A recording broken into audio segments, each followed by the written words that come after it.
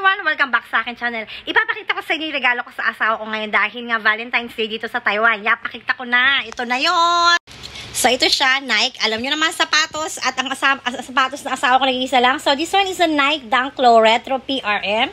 So, this one is a University Red Black na sapatos in the size of 26.5 cm and sa UK 7.5, sa US 8.5 size ba yan? Tama ba yan? So, this one is made in Vietnam. Yep.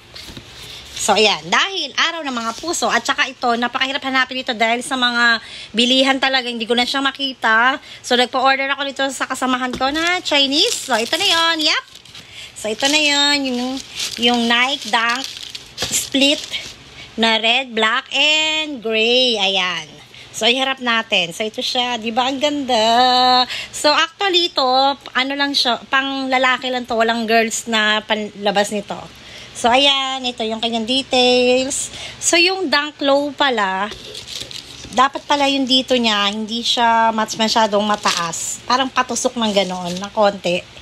Hindi siya maumbok. Ayan. And then, itong mga butas-butas na ito, dapat pala is pa-V. Naka-V. Ayan, tama yung V. Kasi nga, ang daming lumalabas na fake. So, yun. And then, iyan yung kanyang kulay. So, ang kulay pala nito is cream. Cream siya na white, na off-white, na may red, na may black. And then, ito, dito kasi, dito to, yung, kung nakikita nyo yung kulay, parang magkaiba sila. Ganyan talaga, dahil split nga siya. Ito parang creamy. And then, this one is white. Ang ano niya, ang kulay niya. And then, sa gilid, ito yung gilid niya. So, ito yung check. So, ito, kind of leather. Hindi ko alam ng tawag sa leather na ito. Pero ito, leather. Ito, parang hindi siya leather. Ay, leather din ba?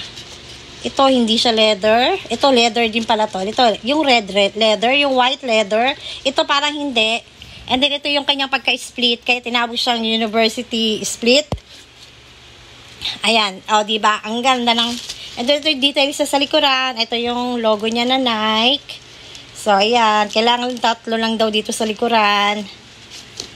Ang tahe. Ayan. O, ito yung kabilang gilid. And this one pala, ayan ang kulay niya, tinan mo. Talagang ganyan ang kulay niya, creamy, tapos parang gray to. Yan ang combination niya talaga. Yan talaga siya, nung nilabas talaga siya. And then sa talampakan niya, ito. Black and parang pagka-creamy to. And then, napansin ko, may mga star-star pala dapat dito, Pansin ko ang dunk, may star-star pala siya sa ilalim. And then, ito yung kanyang Nike na logo sa ilalim. Ayan. Dapat daw yung R, nakaganyan. At hindi nagtatouch dun sa check. Yon, parang malaman mo na hindi siya fake. Ayan. Nabasa-basa ko lang din yan.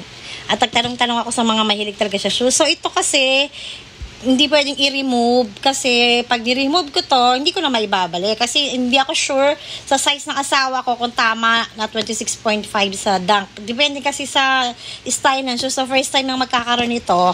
So, hindi pinapatanggal to and pwede pang ibalik. So, ito ang kanyang likuran.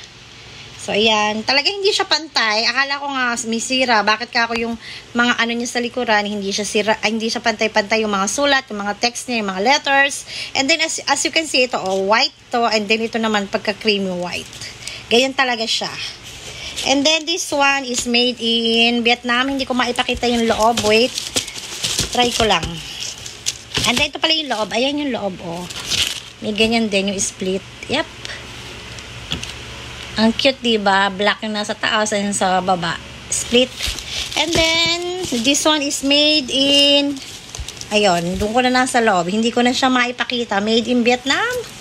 Kasi sa box niya, made in Vietnam. So, ito yung shoes na regalo ko sa asawa ko dahil Valentine's Day.